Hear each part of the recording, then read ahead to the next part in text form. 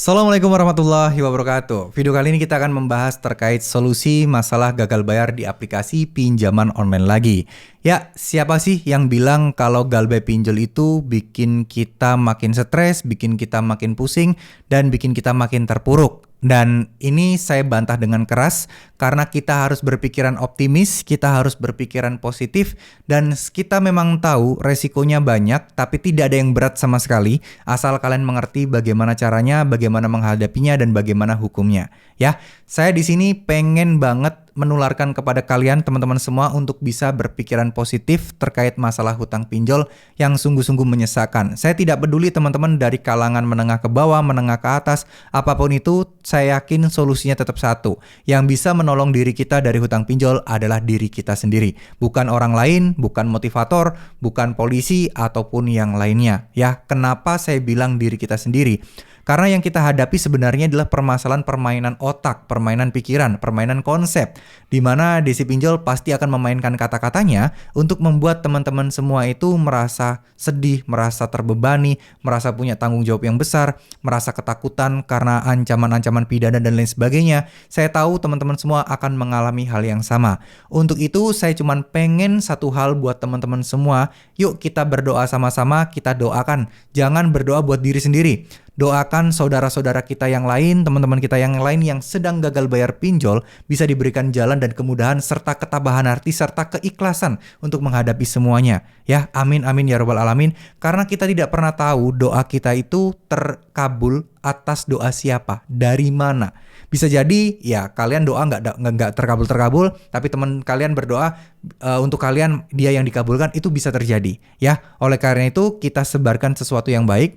Semakin baik kita menyebarkan doa atau mendoakan yang baik-baik, kembali ke kita akan menjadi baik juga. Ya, nah kenapa kok doa itu penting? Kenapa kok dengan mendekatkan diri kepada Tuhan Yang Maha Esa atau Allah Subhanahu Wa Taala itu penting sekali?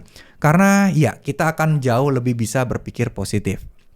Saya sering kali share banget ya tentang pengalaman pribadi saya, yaitu alhamdulillah saya seorang muslim dan di sini saya pengen share juga kepada kalian. Saya ini nggak jago-jago banget agama, nggak, tapi saya belajar dari mendengarkan ustadz-ustadz. Kemarin saya mendengar juga bahwa kalau kita rutin sholat tahajud 40 hari, itu insya Allah pasti hidup kita akan berubah 180 derajat. Ya memang perjalanannya pasti akan ada ujian-ujian, tapi kalau kita sanggup melalui semua itu, insya Allah hidup kita akan jauh lebih luar biasa. Ini terbukti yang saya alami ya teman-teman, nggak sampai 40 hari. Saya mungkin 20 hari melakukan rutin sholat tahajud, Masya Allah luar biasa, hidup saya pun mulai perlahan berubah dan kelihatan gitu loh. Ibarat kata kalau kita terpuruk di tempat kegelapan, tiba-tiba kelihatan banget pintu terbuka dengan cahaya yang luar biasa. Itu tuh analoginya seperti itu.